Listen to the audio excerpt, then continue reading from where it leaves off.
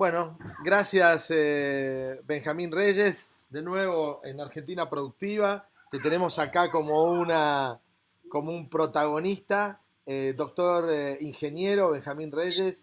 El tema es ciencia aplicada y vamos a tratar de mostrar que se puede llevar adelante este desafío, que es aplicar ciencia en los negocios, ¿no? Y ver esa expresión, ¿no?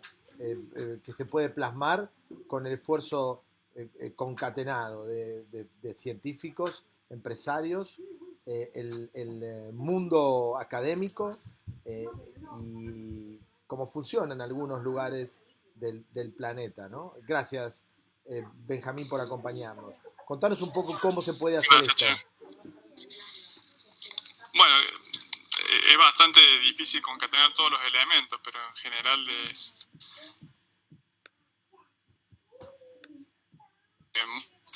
mucho de repetición en algo que después tenga alguna posibilidad de mercado, ¿no es cierto? Pero yo creo que la base para empezar es tener algo de ciencia básica, al menos es imprescindible, porque la ciencia básica da los fundamentos para que las otras ciencias aplicadas se desarrollen, ¿no? Si no hay gente que se dedique a las ciencias básicas, después la calidad de la ciencia aplicada no es la mejor, porque faltan bases teóricas y fundamentales para hacer innovación o para hacer investigación e innovación, digamos, en cada producto. Ahí te tengo como para poder yo desasnarme, ¿no? Yo tengo la idea de que es muy difícil llevar desde las ciencias básicas después a los proyectos a la ciencia aplicada y a veces a mí con mi ignorancia me ha resultado casi te diría en algún aspecto caprichoso a veces los caminos que usan los científicos para dedicarse a actividades que cuesta mucho trabajo pensar cómo se pueden llevar a la práctica, ¿no? Entonces, este ensamble que vos hacés de la ciencia aplicada desde la ciencia básica, me gustaría que lo expliques un poco mejor, por lo menos para que yo lo entienda más y pueda compartirlo de esa manera también, lo que te digo sinceramente no hago hoy. Sí, me parece que lo que pasa a veces es que a veces surge una oportunidad de negocio, ¿no es cierto? Entonces me parece que ha pasado con el caso de Infa y otras empresas y previamente Clarify, pero la oportunidad de negocio surge, uno empieza a poder desarrollar esa tecnología y meterse en un mercado y lo hace desde el punto de vista netamente aplicado, usando alguna base que uno ya tiene. Lo que sucede después es que eso rápidamente se termina agotando. Se termina agotando tu capacidad de proponer innovación y se termina agotando, por lo tanto, tu capacidad de seguir exportando, si querés, ese servicio de tecnología. Cuando vos tenés una base mejor de ciencia básica, lo que surge es que automáticamente esa gente que ya está haciendo ciencia aplicada sigue buscando en las ciencias básicas las oportunidades de innovar y de llevar mejores soluciones a veces problemas que ya son existentes o directamente propuestas para hacer sistemas nuevos, digamos, directamente una innovación completa en la tecnología. Entonces están las dos situaciones. Cuando se te agota lo básico, te dejas de proponer cosas nuevas, simplemente seguís haciendo más de lo mismo, por más que antes fue un buen negocio, de momento se te agota y simplemente surge otro competidor que propone una tecnología mejor, que está basada en otro paradigma a veces o no, pero simplemente te lo puede hacer mejor porque aplicó conocimiento que vos no estabas aplicando. A ver Y si entiendo, vos conseguís todos estos procesos de innovación más revolucionarios o transgresores o que te permiten disrumpir partiendo de la ciencia básica. La ciencia básica es la que te permite llegar a esa disrupción que si vos transitas en una ciencia básica no, la misma, es difícil disrumpir, digamos, ¿no? ¿Es más o menos así? Sí, al menos lo que uno ve en los países centrales es que ellos tienen la oportunidad de aplicar la ciencia básica antes que el resto de los países, porque la hicieron ellos mismos, la mayoría de las veces. Entonces, ellos tienen gente aplicada que está todo el tiempo en contacto con la gente de ciencias básicas, digamos, y están transfiriendo esos conocimientos, digamos. Y entonces, al ellos tener las primeras oportunidades de usar innovaciones de ciencias básicas, normalmente encuentran ellos son los primeros a insertarse en el mercado. Eso ya sucede sí, bueno, ok, entonces ahora ya voy a esa ciencia básica, busco qué sé yo, podría ser los papers o la innovación científica que hay, y trato de reaplicarlo. Como yo no estoy en contacto directo con la gente que ya hizo esa ciencia básica, no hay ningún tipo de transferencia, no me transfieren a mí los fundamentos básicos de eso, y básicamente yo no puedo, sobre todo el know-how, por ejemplo, cómo desarrollaron el experimento para que esa ciencia, para que ese producto o ese efecto que ellos querían lograr, no sé, podría ser un material o podría ser un efecto sobre un equipamiento nuevo o una tecnología que implique física aplicada nueva. Entonces, como no tenés acceso a esa parte, llegas tarde y no podés meterte en el mercado porque ya se lo copó la gente que estuvo primero en contacto con la ciencia básica.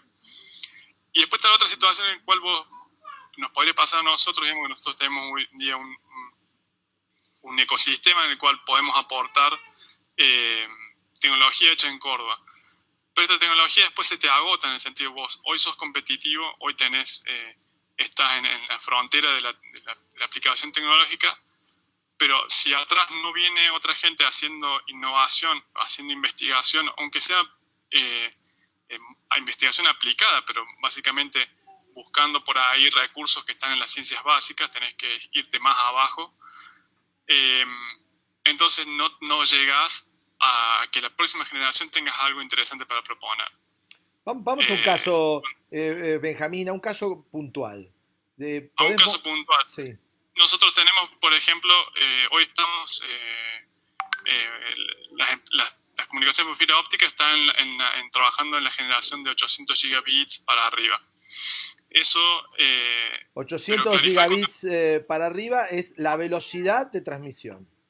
La velocidad de transmisión en una fibra óptica, pero solamente con lo que se llama una porción del espectro de la fibra óptica.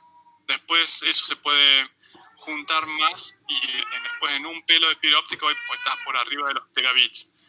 Pero lo que se busca es maximizar una porción del espectro de la fibra óptica, maximizarlo a tope, para que después cuando vos pones ese pelo de fibra óptica se aprovecha al máximo. Esa tecnología, cuando nosotros empezamos hace 10 años, la primera vez que yo tomé un trabajo en la empresa, estábamos en 10 gigabits. Entonces, en 10 años escaló por 80, digamos, la discusión de velocidad. La ciencia básica de donde abreva esta tecnología es antigua, tiene décadas. La ciencia básica original sí, pero digamos, la innovación en eso tampoco a veces está hecha en las empresas, está hecha en los grupos de investigación, y por lo tanto nosotros, además de ser una empresa, tuvimos que constituirnos también en un grupo de investigación en la temática, por eso, digamos, nosotros siempre trabajamos en un ecosistema donde hay investigación de gente, bueno, como yo hice en su momento el doctorado, hice mi investigación, otra gente que está haciendo doctorado hoy en día está haciendo investigación que a lo mejor puede servirnos en las próximas generaciones de estas tecnologías, y entre medio hubo siempre generación de gente que buscaba hacer investigación de estas temáticas, pero un paso más allá de lo que hoy se hacía en la industria. Para ir entendiendo, Benjamín, entonces, la ciencia básica de esto sería la capacidad que uno tiene de transmitir a través de una fibra óptica dentro del espectro que te permite la fibra óptica, tomar una parte del espectro y transmitir información, datos, paquetes de datos por adentro de la fibra, para llegar de un Sí, lugar a otro. ¿Sí? ¿Cuál sería exacto. otra ciencia básica distinta?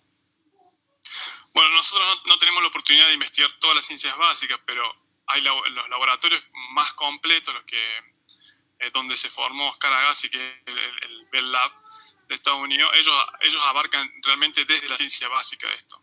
El Bell Lab probablemente aportó el 90% de toda la investigación básica que necesitaban las comunicaciones en el siglo XX.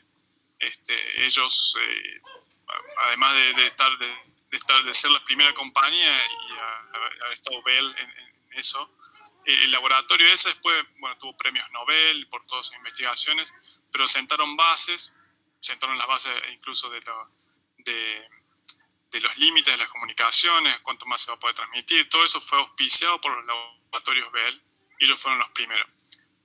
Es cierto que eso le garantizó el dominio de la tecnología durante muchísimos años. Cuando el mercado de los semiconductores se abrió un poco, es cierto que empresas de California, esto estaba en la costa este, empresas de la costa oeste de California, pudieron subirse a la ola de propuestas de comunicaciones novedosas. Ahí aparecen empresas como Qualcomm o Broadcom, y muchas otras, digamos, en la costa de California. Y y ahí el juego se abrió un poco más, pero siempre usando investigación e incluso reclutando gente que venía de estos laboratorios fundamentales en las comunicaciones. Lo que sí es cierto es que no solo con ciencia básica vas a lograr darle a la tecnología o a un país subir el PBI por solamente hacer ciencia básica. Eso también es cierto, digamos, no, la ciencia básica por sí misma muchas veces no te va a subir el PBI, no te va a subir la ¿Quiénes, productividad. Benjamín, las compañías Sí. como Bell, por ejemplo, compran desarrollos hechos? Gente que ya trabajó en ciencia básica y que logró sobre ese conocimiento desarrollar productos que se pueden trasladar al mundo comercial. Ahora, la ciencia básica en sí no la financió Bell. Bueno, en este caso sí, la hacían ellos mismos. Ellos, O sea, ellos financiaron el sí, desarrollo de esta matriz de creación, digamos. ¿Es sí, ellos normal tienen. eso? ¿Es habitual? ¿Las compañías privadas hacen Y, esto? sí, bueno, ha sido un esquema que para Estados Unidos en el siglo XX fue muy exitoso. Hoy en día te podría decir que es un poco más diverso y sobre todo porque la cantidad de jugadores haciendo tecnología y aplicaciones es un poco más diversa, digamos. Pueden entrar a jugar a Asia y a Europa también en muchas tecnologías, pero por lo que yo veo, digamos, en las tecnologías químicas y farmacéuticas, también ha sucedido que las mismas empresas privadas son las que hacen las investigaciones. Obviamente que se nutren de todo el ecosistema científico, pero muchas veces son ellos los que han hecho, a veces han hecho ciencia básica, como en el caso de los laboratorios Bell, y otras veces ellos también tienen la ciencia aplicada, ¿no? O sea, ellos también tienen científicos que discuten las teorías de las comunicaciones y después tienen muchísimo gente que ha trabajado en las aplicaciones y la implementación de esas tecnologías. Sí, Entonces ellos, el rol del Estado y de las entidades intermedias o la estructura académica argentina, sí, en el caso de Argentina es crucial, ¿no? Las empresas en nuestro país no hacen sí, investigación en general, entonces el rol del Estado o de algunas universidades privadas, quizá, no sé si ahí existe ese tipo de desarrollo en universidades privadas, pero empieza a tomar un rol protagónico, porque si no lo hace el Estado o una universidad privada, no se hace. sí, ahí me falta agregar eso, ¿no? O sea, el caso, el éxito de ellos, por ahí se discute el otro día, me parece, con unos virales de quién financió el iPhone. Pero el caso real es que en realidad Bell no solamente pone plata de su bolsillo, digamos, porque en realidad en todos los proyectos estaban asociados con DARPA o algunas otras instituciones de financiación de Estados Unidos. DARPA financia proyectos con la mirada en corto plazo es aplicación militar. Pero DARPA a su vez financió proyectos que podrían estar hoy están relacionados hoy con todo tipo de comunicaciones, con el transistor en sí mismo, la obtención de transistor. Podría ser tecnologías tan simples hoy como las pantallas táctiles. Me equivoco, pero DARPA está muy vinculada con el Estado. DARPA es del Estado e incluso no sé bien cómo es del Ministerio de Defensa de ellos, digamos. O sea, ellos es su financiera para hacer desarrollos nuevos en el ámbito militar. Al menos ellos financian en forma relativamente amplia, ¿no? Entonces financian todo tipo de proyectos de aplicación que ellos le ven algún potencial militar, digamos, o de defensa. Pero después, como financian empresas privadas y después eso terminan siendo proyectos, no exclusivamente eso termina siendo productos militares. Mucho de eso termina siendo productos comerciales, la mayor parte. Pero lo que obtuvo ahí, por ejemplo, hay startups que se inician a partir de un proyecto de DARPA. Dicen, bueno, nosotros queremos hacer esta tecnología, aplican para DARPA como si fuese un subsidio, de una rama de los subsidios que tiene, y desarrollan eso. Y después la empresa le dice, bueno, estos son los resultados a DARPA, y después ellos querrán ver qué quieren hacer con eso. Pero a su vez después la empresa para seguir su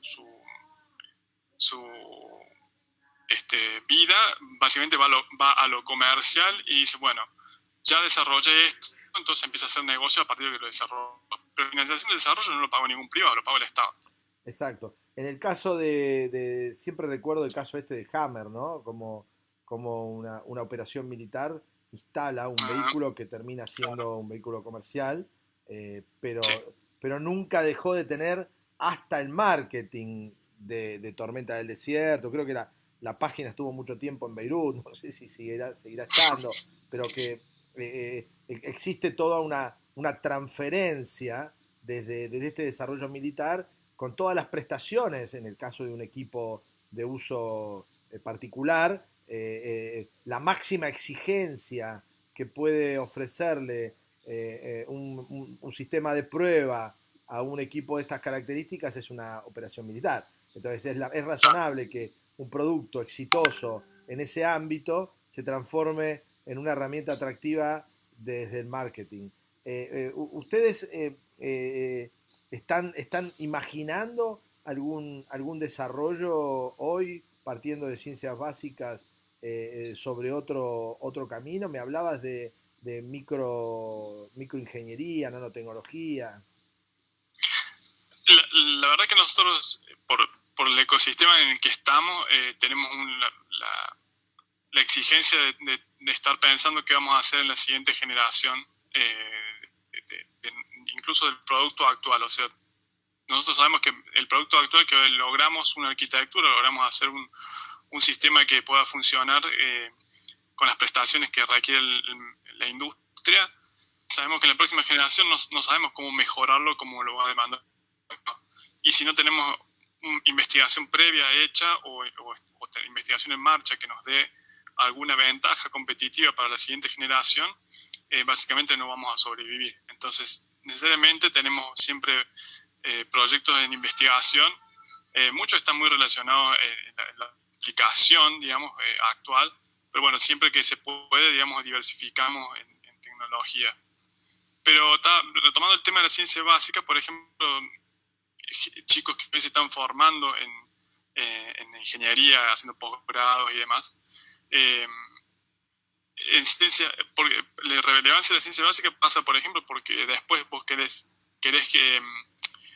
aprender la teoría de tal cosa, de teoría que tiene que ver, no sé, con las comunicaciones o teoría que tiene que ver con la electrónica y demás.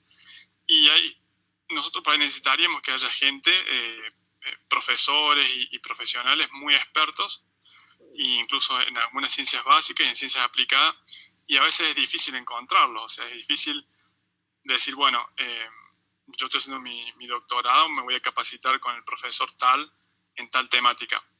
Y muchas veces no los tenemos. Entonces, si si aún el Estado deja de invertir aún más todavía en esa gente, básicamente hay gente que está en la situación nuestra, que es decir, bueno, estoy tratando de generar innovación para las siguientes generaciones de productos. Yo ya sé lo que tengo que hacer hoy, pero necesito innovación para la siguiente generación.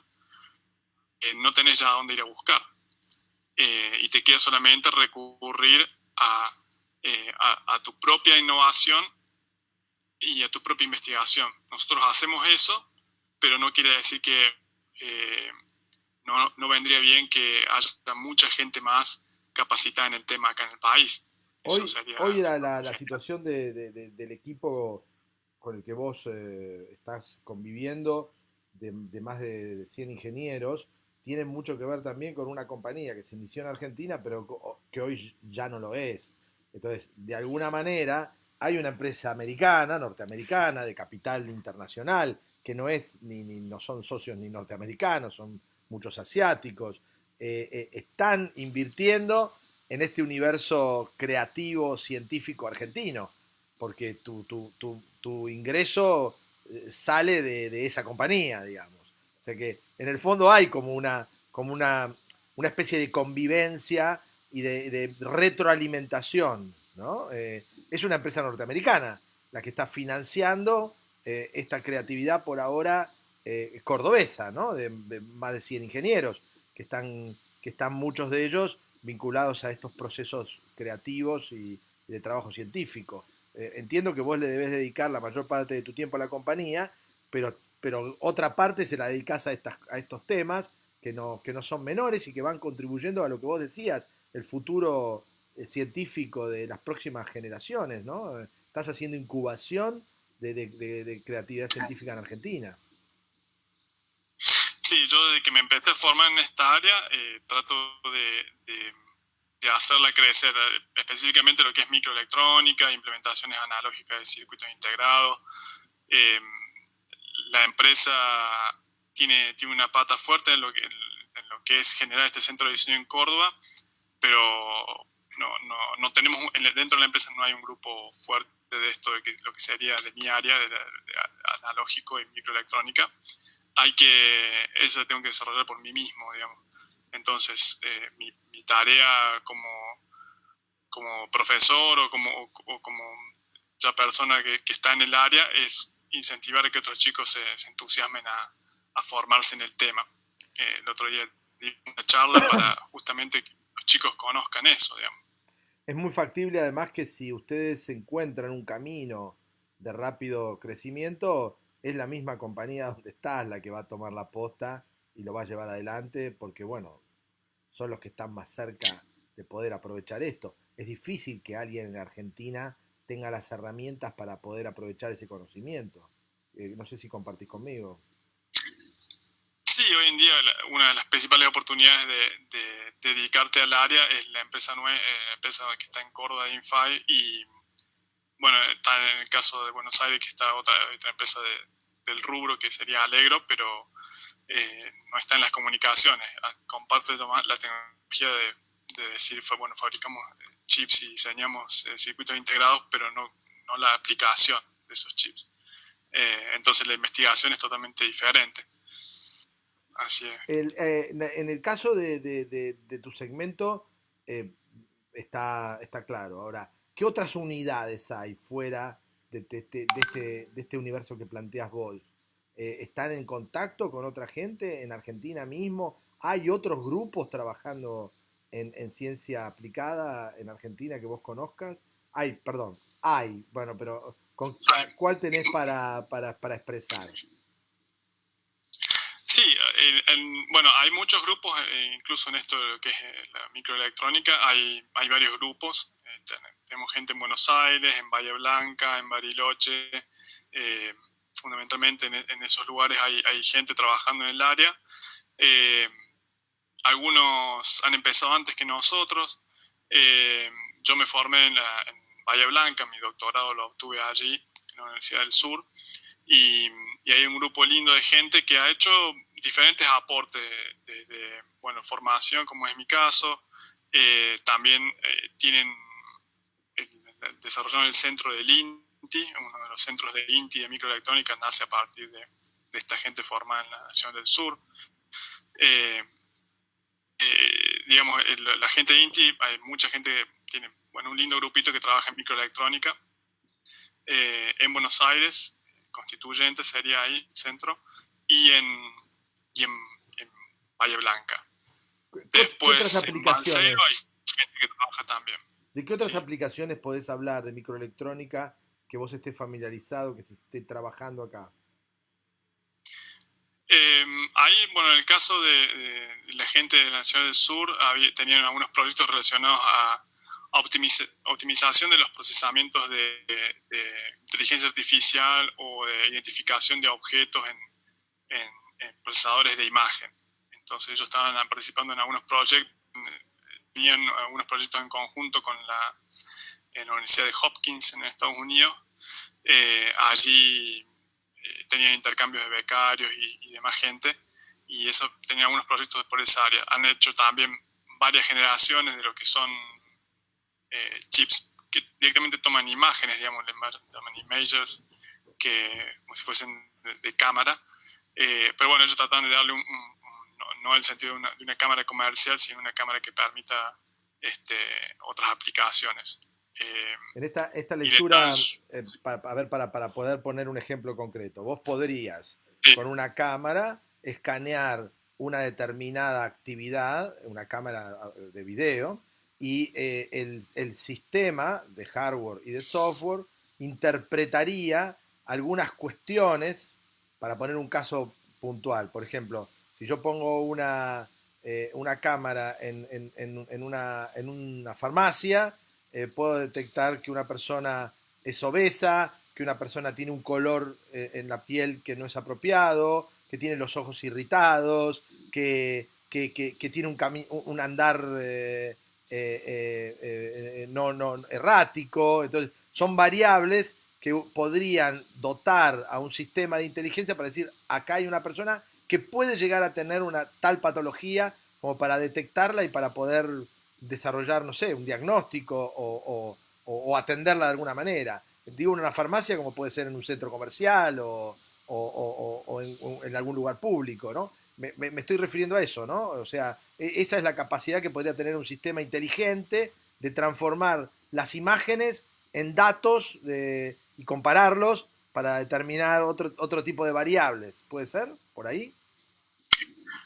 Sí, de esos sistemas yo los he visto, pero en el caso de los chicos los que venían trabajando era más bien, también creo que ese proyecto en el Hopkins estaba auspiciado por DARPA. Creo que ahí había una necesidad de monitorear áreas grandes de ciudad y poder identificar objetos que se movían, supongamos, en las calles, supongamos que era una cámara que estaba a mucha altura, y por lo tanto visualizan muchísimos objetos en esa ciudad y es necesario identificarlo, si es un automóvil, si es una bicicleta, si es una persona, lo que se está desplazando. Y supongo que, lo que ellos estaban trabajando en algunas tesis doctorales y demás, era cómo optimizar ese procesamiento, que no es nada sencillo y después termina consumiendo muchísima energía en procesar eso. Incluso también es complicado hacerlo en cierto tiempo real. Por lo tanto, requeriría muchas optimizaciones de arquitectura para poder hacer esa identificación, que por ahí en una primera etapa hacen una identificación muy simple de objetos, pero que en procesamiento no es tan simple hacerlo, consumiendo muy poca energía, y eso es lo que estaban trabajando ellos en ese proyecto.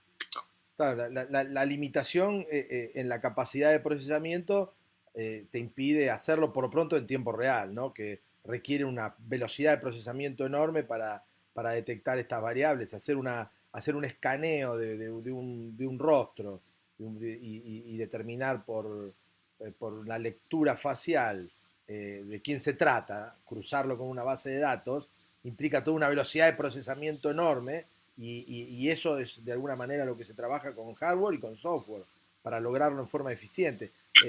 Me parece que esa es una de las grandes limitaciones, ¿no? La velocidad de procesamiento. Sí. Sí. Bueno, eso es un poco lo que está también empujando a los centros de datos, ¿no es cierto? Hoy en día para retomar un cachito lo de comunicaciones, uno de los principales demandantes de nuevas tecnologías de comunicaciones son los centros de datos.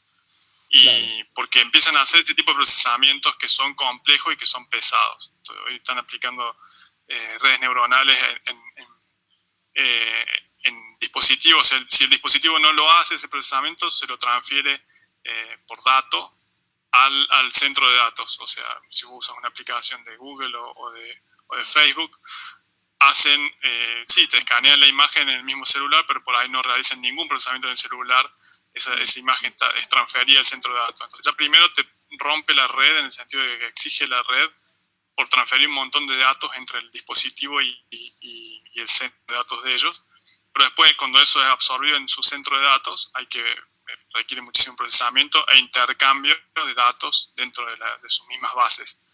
Y entonces están escalando muchísimo las velocidades en los centros de datos de Facebook, de Google, de Amazon. Imagino que la tendencia en el mundo es a desarrollar estos procesos tan complejos, tan veloces y tan sofisticados en un lugar distinto al dispositivo que vos tenés.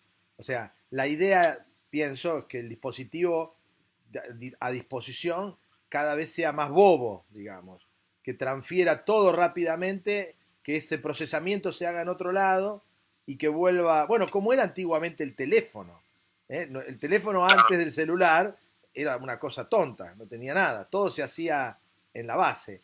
Y los teléfonos empezaron a ser cada vez más sofisticados y creo que se debe estar volviendo hacia una simplificación del hardware del teléfono y del software y una velocidad de transmisión para que todas estas tareas se desarrollen en algún lugar lejos del teléfono, digamos. ¿Puede ser?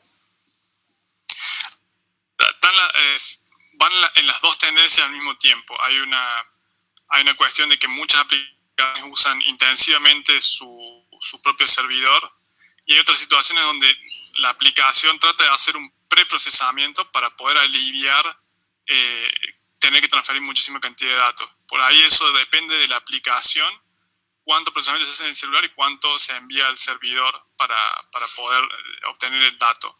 No, todavía hay una tendencia a que los celulares cada vez sean más sofisticados desde el punto de vista tecnológico y que ese procesamiento se haga en el celular. Hay dos, bueno, yo lo que veo es que hay en las últimas generaciones de chips han agregado capacidad de procesamiento en sistemas de redes neuronales, digamos. Entonces, incluso Huawei tenía su parte de procesamiento de redes neuronales, y también Apple creo que tenía su línea. Qualcomm creo que también estaba por sacar su línea de esa parte.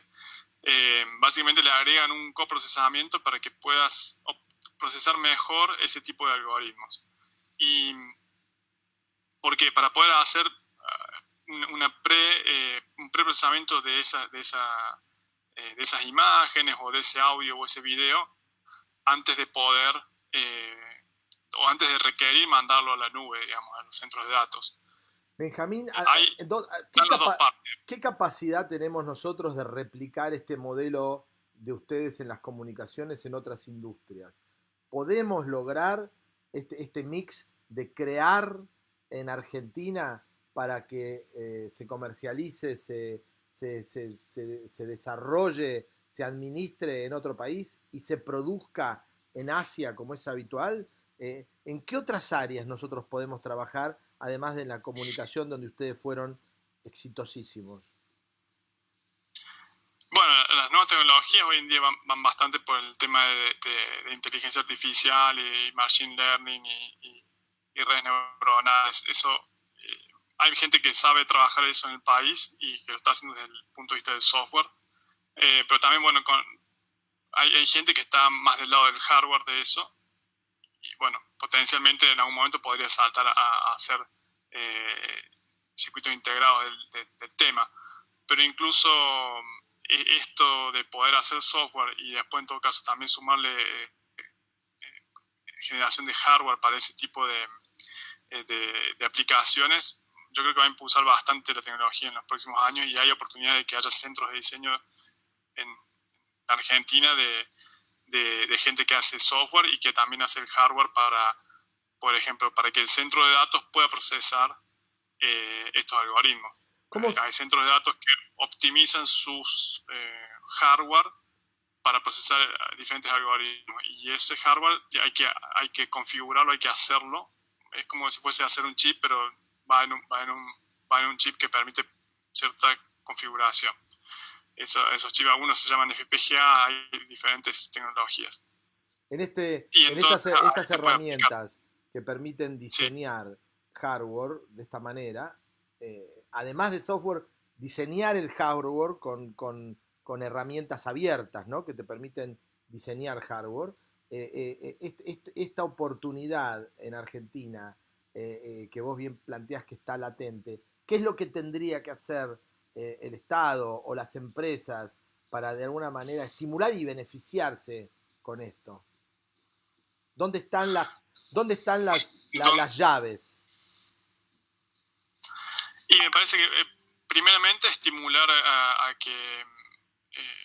creación de empresas de bases tecnológicas y financiarles las etapas iniciales.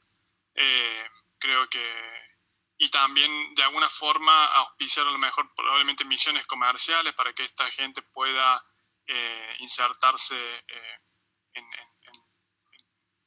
los jugadores centrales, porque probablemente para empezar hay que empezar siendo un jugador más periférico de requerimientos que requieren las empresas principales. Pero eso después normalmente te da el potencial para poder seguir creciendo, digamos. Lo que te garantiza después, que ha garantizado el cuerpo de Córdoba, ahora que se para afuera, digamos. No fue un solo laburo, sino que se demostró que se estaba preparado el siguiente. ¿Cómo están preparados nuestros ingenieros, nuestros científicos para salir al mundo a vender esto? ¿Tienen capacidad? Porque no es lo mismo. O sea, yo tenía un amigo con el que trabajé muchos años que decía, la inteligencia es sectorial. Vos hablás con un científico y parece que estás hablando con un genio. Y sí, seguramente que podés estar hablando con un genio, pero en un sector, ¿no? Puedes salir a la calle, no mirar que viene un auto y lo atropellan, ¿no? La inteligencia tiene distintas facetas, ¿no? Hay distintos tipos de inteligencias. La inteligencia comercial para salir y ofrecer este producto al mundo requiere de otro tipo de hardware y de software que quizás nuestros científicos no tienen. No sé si coincidís. Sí, no todos los ingenieros, yo no me ha tocado por ahí tener que defenderme mucho en esa faceta. Por ahí me ha tocado la faceta comercial muy pocas veces en algunos proyectos, y en general la mayoría de los ingenieros no tienen esa faceta muy desarrollada, y cuesta, digamos, que puedan sacar adelante sus emprendimientos porque esa faceta cuesta mucho desarrollarla. Hay algunos que naturalmente la tienen y bueno, a veces está bueno que esa gente sea estimulada, en el sentido de que, bueno, eso es un trabajo muy importante, el de poder llevar adelante una negociación comercial. Yo insisto, Benjamín, con esto, porque estoy convencido que tener gente que tenga perfil comercial, pero con base científica, es el desafío. Es lo que falta realmente. Insisto, como en la diplomacia falta perfil comercial, ¿sí? Y quizás nuestros diplomáticos tienen muchos valores, pero no tienen perfil comercial, y es muy difícil ser exitoso y colocar nuestro producto intelectual en el mundo sin un eficiente perfil comercial. No hay dedicación ni en la universidad. Parece como que de eso como que es un arte menor, digamos, el salir a vender. Y un gran proyecto en un cajón no tiene valor. Entonces, conseguir que se le den las herramientas necesarias o quizás a la articulación, porque es entendible que un científico que trabaja en esto dice, pero yo me gasto todo en esto, y además me piden todavía que me suba una bicicleta y la lleve 50 kilómetros. No, ¿por qué nos llamamos ciclistas, digamos? ¿Por qué no llamamos a logísticos que lleven este conocimiento al mundo? ¿Por qué tengo que ser yo? ¿No? Quizás ese también es un camino, es decir, bueno, ¿por qué los científicos tienen que tener perfil comercial? ¿Por qué no buscas otra gente que se alinee con los científicos? Y esa articulación es la que veo que no existe. Y es algo bastante difícil, digamos, no todas las empresas lo articulan bien. Estaba pensando acá el caso de INVAP. Me parece que INVAP a lo largo desde su creación, que estaba Baroto, digamos, ha sido gente que en general ha logrado ver bastante bien la faceta comercial de las tecnologías que ellos querían desarrollar. Bueno, en el caso de ellos casi siempre han tenido que negociar con gobiernos, pero incluso negociar con gobiernos tampoco es tan simple. Ellos han pasado muchísimos gobiernos de turno y han logrado siempre, o casi siempre, vender su desarrollo. El Estado lo considere estratégico y lo apoye y lo use, digamos, lo use con un sentido eficiente para poder optimizar su tecnología, sea aeroespacial o nuclear, etc.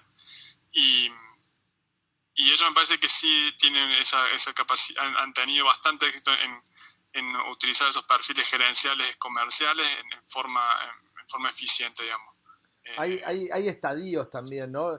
Yo para trasladarlo a mi mundo, que es el comercial, ¿no? Y vos tenés grandes vendedores que cuando los transformás en gerentes comerciales fracasan, ¿no? Porque te pasan a ser gente de recursos humanos o administradores de personal, y dejan de ser lo buenos que son como vendedores, llevando lo que hablábamos antes, grandes científicos con capacidad de síntesis y de aplicar estos conocimientos, a desarrollar estos talentos, se lleva mucho de su capacidad. Entonces, ahí es donde creo que hay que articular con otros que tienen este arte de poder transformar estos conocimientos y hacerlos factibles, ¿no? Transformarlos en hechos, ¿no? La universidad no tiene el respeto necesario por el marketing, quizá.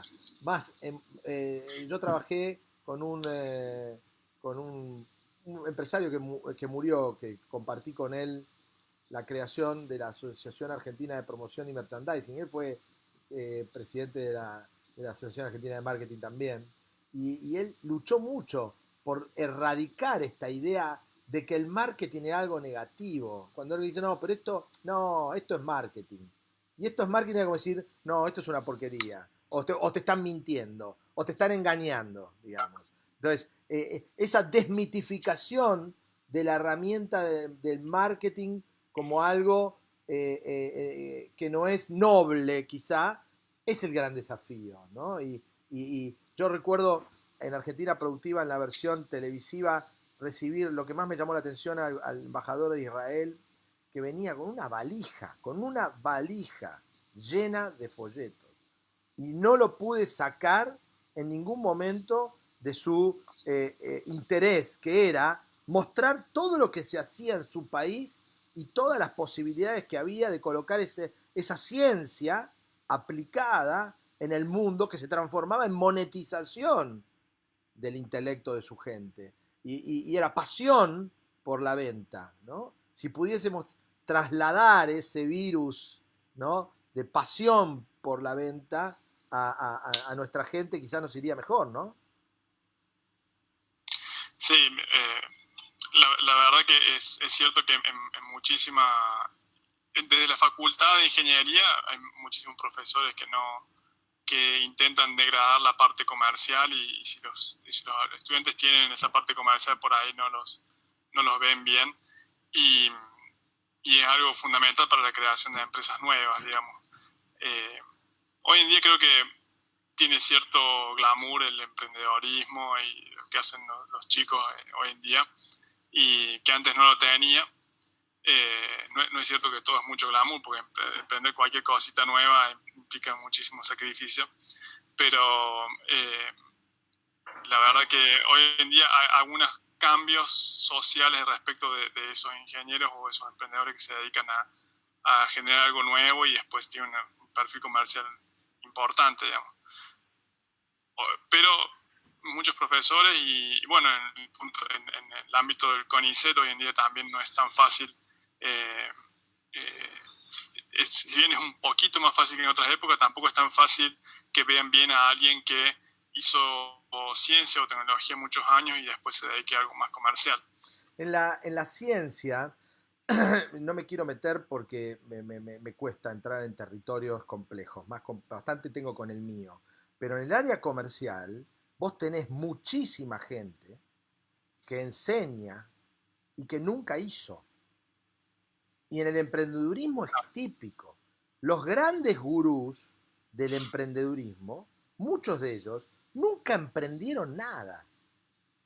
Y dan clases en el mundo de cómo emprender. Y dirigen presupuestos. Y deciden fondos. Y deciden a quién benefician y a quién no, sobre criterios que no están basados en la experiencia del emprendedor, ¿no?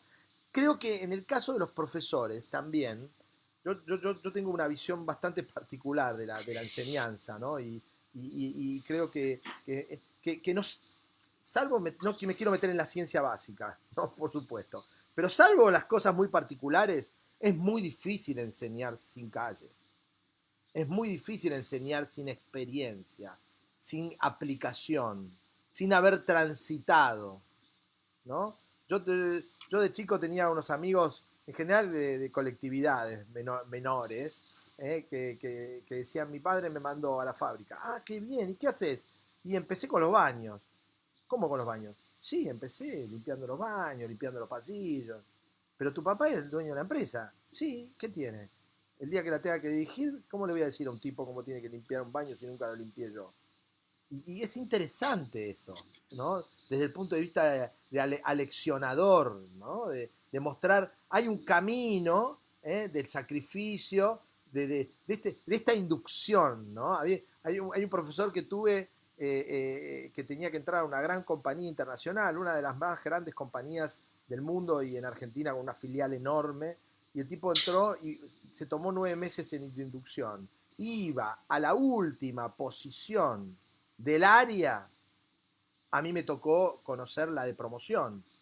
Él iba a ser el presidente de la empresa y se metió abajo en el área de promoción, escribió un manual de promoción donde toda la gente por muchos años lo siguió usando. No tenía nada que ver con la promoción.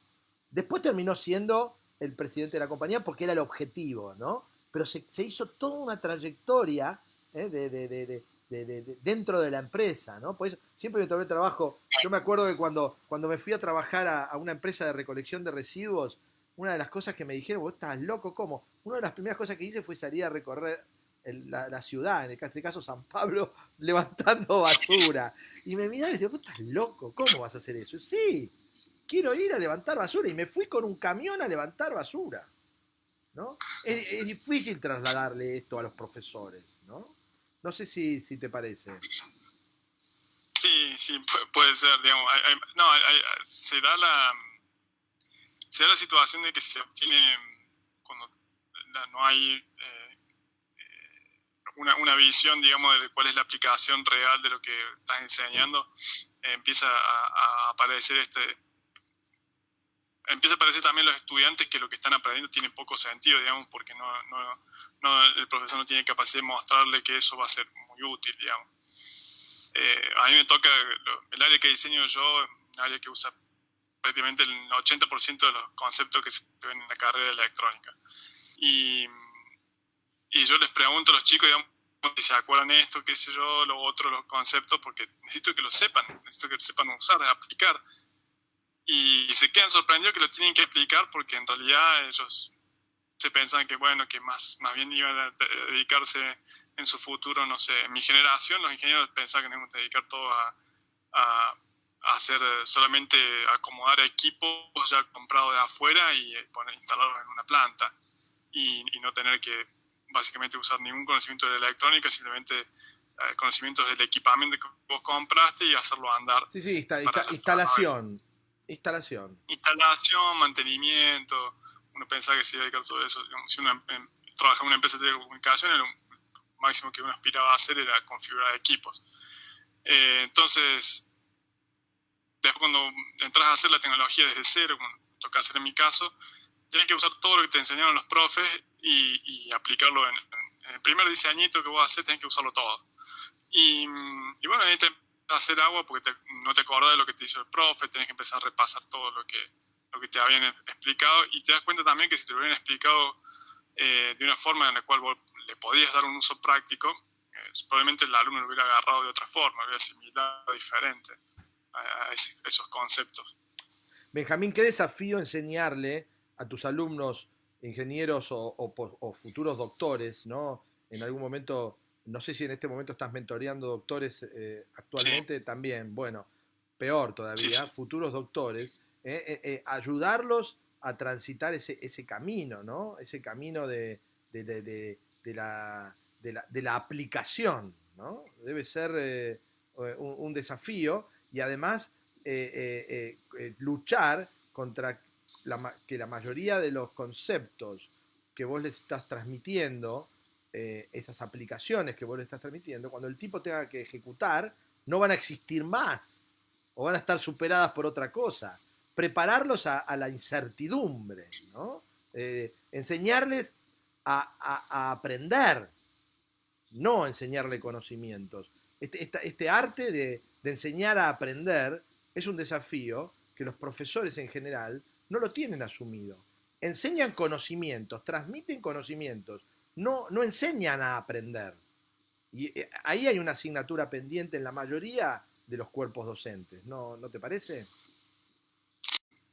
Esa parte es bastante difícil porque lo que tienen que hacer, o lo que uno está diseñando para su tesis doctoral, bien sabe que eso podría tener un impacto o no, podría usarse o no para un futuro desarrollo, y que probablemente si lo tengas que, lo más probable es que lo tengas que desechar de algún modo y rehacer una propuesta nueva cuando realmente haga falta para esa aplicación. Y eso de empezar de nuevo, digamos, es algo al cual uno tiene que acostumbrarse. Finalizás una cosa simplemente para poder empezar otra nueva, no la finalizás porque terminó algo. Claro. A mí me cuesta mucho el método porque siempre escribí muchas veces manuales para hacer montones de cosas en mi ejercicio profesional. Y después, cuando termino el manual, yo empiezo a no cumplirlo, porque lo hago de nuevo de otra manera. Y en general no tomo partes. En general, para realmente empezar de nuevo, quiero empezar de cero. Y es mucho sacrificio. No he tenido metodología para hacer esto. Y sería interesante ver cómo uno puede, sin romper todo, empezar de nuevo y ser creativo, ¿no? Da la sensación, siempre me han enseñado que la disrupción no es algo que venga en general de las industrias propias, en general viene de afuera. Yo me acuerdo que he ido a ver a una gente del sindicato de taxistas hace muchos años para decirle que había una aplicación que venía, Uber, pero que ellos tenían que prepararse para el futuro. Y la respuesta fue, no, esto no, nunca va a suceder acá. Y yo le digo, pero mira, hay una pequeña compañía en España que está empezando, ¿por qué no empezás acá y la empezamos a instalar, a hacer crecer de a poco? Era una pequeña compañía que se llamaba Cabify. Y ellos podían haber entrado en ese negocio nada más que decidiéndolo. Y dijeron, no va a entrar ni ese ni va a entrar ninguno. Hoy el sindicato de taxistas, no sé, podría ser el dueño de Cabify en Argentina. Y dijeron, no, esto no va a andar, ¿no? Qué pena que no haya esa capacidad desde adentro, ¿no? En general no lo podés. El que viene a irrumpir es un tipo de afuera, que casi no entiende nada de lo que estás haciendo, ¿no? Sí, son situaciones difíciles. Tampoco cuando uno le toca tener que hacer una adaptación de eso, la verdad uno nunca sabe cómo va a reaccionar a esa adaptación, digamos, a ese requerimiento. No es algo muy sencillo. Entiendo. Benjamín, te agradezco mucho tu participación. Gracias por estar en Argentina Productiva. Preparamos otro módulo. Es un placer poder tenerte en el programa. Tenemos montones de capítulos para recorrer juntos. Gracias de nuevo, y un abrazo a tus colegas, a mí, a algunos amigos que ya conocí en Córdoba, y especialmente un abrazo a Oscar, a Gassi, que es el mentor y protagonista de esta revolución que se hizo en Córdoba y que esperemos que pueda clonarse en otros lugares del país y en otras industrias, ¿no? Ojalá, ojalá. Muchísimas gracias. Gracias, Benjamín. Un abrazo. Un abrazo.